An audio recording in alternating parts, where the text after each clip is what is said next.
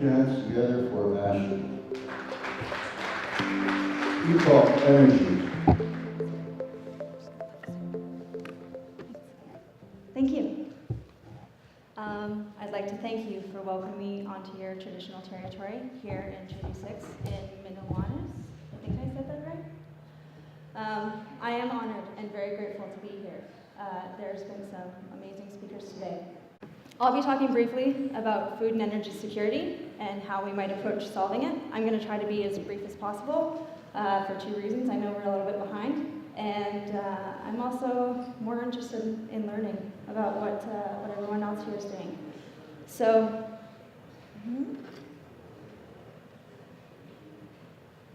what are our basic necessities that we need to survive? It's air, that's pretty obvious. Clean water free of contaminants and harmful bacteria, water that won't hurt us. Access to nourishing food. Canada is known for being strong in agriculture. We export an incredible amount of food and cattle. We also, however, import an incredible amount of food. Fruits and vegetables, we're reliant on supply from other very far off places to stock our grocery shelves. That's a pretty precarious place to be in. In Canada's climate, one of our other necessities is definitely heat, shelter, and the other one happens to be sleep. I'll be talking mostly about water, food, and heat. So water, we don't take water, we borrow it. When we use it, we need to treat it respectfully so that we can return it back for the generations that have yet to be born. After we use water, we need to treat it before it can be used again or before it can be returned to the earth. Water treatment systems are not all created equal. Complex treatment systems that require a lot of training and education to run are of no use to a community without access to that training. Systems fail, they fall into disrepair, and when that happens, a community takes a step back instead of a step forward. Think of putting in a system that uses natural, passive processes that honor water's life-giving spirit and has a unique design specific to each location that it exists. Working with the local land, not against it, and melding with the beliefs of those people that live there.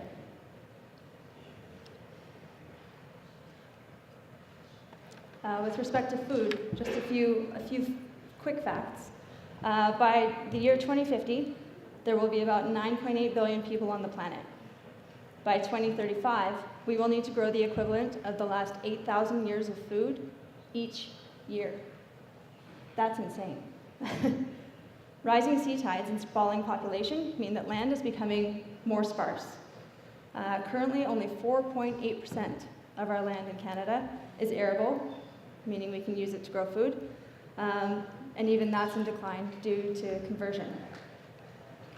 While we export a lot of our food products, we import more fruits and vegetables each year from California and Mexico and all around the world to make up for our food shortage.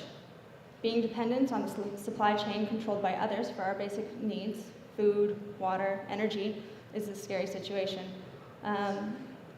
Who here thinks that in Canada, in this beautiful first world nation, that we're food secure? Good, because we're very much not. If our supply chain was disrupted, saying that we had a week worth of food on our grocery store shelves is a very big stretch. It's probably closer to a matter of days. What if you could grow fresh local veggies right here in your community all year round, just like Peter and Bob are doing? We're doing a similar thing. You take control of your own food supply. You decide what types of vegetables to grow, suitable for your community and your culture. You have not just one short growing season per year, but be able to continuously harvest throughout the year. To grow food not just for your community, but potentially be able to export food grown with local labor. We, being Epoch, aren't just thinking or talking about this. Actions mean everything, and this is something we're actually doing. We've built a unit, which is going to be the first of many, that uses aeroponic technology to grow fodder to feed livestock. Aeroponics is it uses very small amounts of water that spray the seeds to grow plants in conditions providing the right lighting conditions and the heat. They grow organically using nothing but water. No chemicals, no pesticides, just using the right growing conditions. Why fodder? I was just talking about human food security. Well, we've started with fodder because we've been working with a South African company that has created these aeroponic growing units specific for fodder growing. We can grow the equivalent of 400 acres in a 3,000 square foot space. The exciting thing about fodder is think about the milk you drink. Dairy cows normally eat hay that's been growing during one of our short growing seasons and stored in a dry form. Who here heard about the massive shortage of fodder because of the poor growing conditions this summer? There was very wet conditions at the beginning of the growing season, and the farmers were forced to plant their seeds earlier than they probably should have because of insurance, being able to claim insurance. So they planted it early. And then there was a massive snowfall in September, which made it really hard to harvest what they did grow. Neither of these things were necessarily in their control, and so these conditions are really hard to account for. So if you replace conventionally grown dead, dry fodder with fresh grown fodder, where the cows are eating not just the top ends of the cut plants, but are gaining all of the nutrients from eating the seeds, roots, and shaft of a living plant, the milk they produce will be much more nourishing to their bodies and to our bodies in turn. Not only that, the cows live longer, and they've been shown to be happier. We all want happier cows. And if the fodder's grown past 7 days, the milk produced from cows eating that fodder is technically considered to be grass-fed, which in these days after the NAFTA agreement was renegotiated, we're going to need a better way to compete. And grass-fed milk and butter is more nutritious and can be sold at a premium. We're planning to use the design of this first unit and to modify it to grow all sorts of produce. So this is an example. These are pictures from the top left going across the right. Those are the seeds being watered and then starting to grow. And the bottom right would be, I'm not sure how many days growth. It's probably close to about 7. And they're grown in trays. So the seeds are put into trays where they're set into racks and they're misted and given sunlight and heat to grow. And then when you go to harvest, you take the tray out and you just lift the roots, the seeds, everything right out of the tray. And the cows eat it all, from seed, root to shaft. And it's a much more holistically nutritious diet for the livestock. Moving into the microgreens, we've just started using a very small portion of this small unit to start testing the microgreen growing. So doing stuff like kale, spinach, mustard greens, and maybe even moving into things like potatoes someday. We don't know what the limit of these units could be, but it opens the door to communities being able to grow the type and amount of food that they believe is important and necessary for their people, putting the power back into the communities and the people's hands.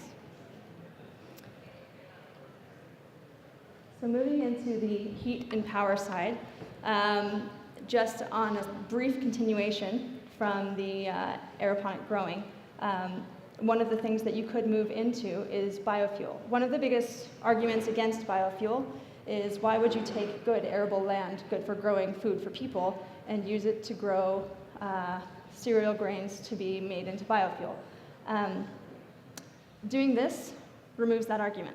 So you could grow high yield, small footprint cereal grains and be able to harvest them for biofuel. And you're doing it in a much smaller footprint, not taking away from arable land for food. My background and one of EPOC's focuses and specialties is geothermal power. It's near and dear to my heart. I believe there's no more logical solution than using the natural heat beneath our feet in a sustainable way to provide power and heat. It works by, this is a very general diagram in a very ideal environment and is one of many ways that you could use geothermal. But on the very bottom block with the red and the blue, that's what would be considered your geothermal reservoir. That's very deep down, kilometers deep, where you'd find heat, water, and fractures in the rock that allow the water to move. And what you would do, you would drill a production well, that's the one on the left side, where you would take the hot water from the resource and you bring it up to surface, and you could do one of many things with it. Either you could produce power with it, or you could use that heat to circulate around a community and heat buildings.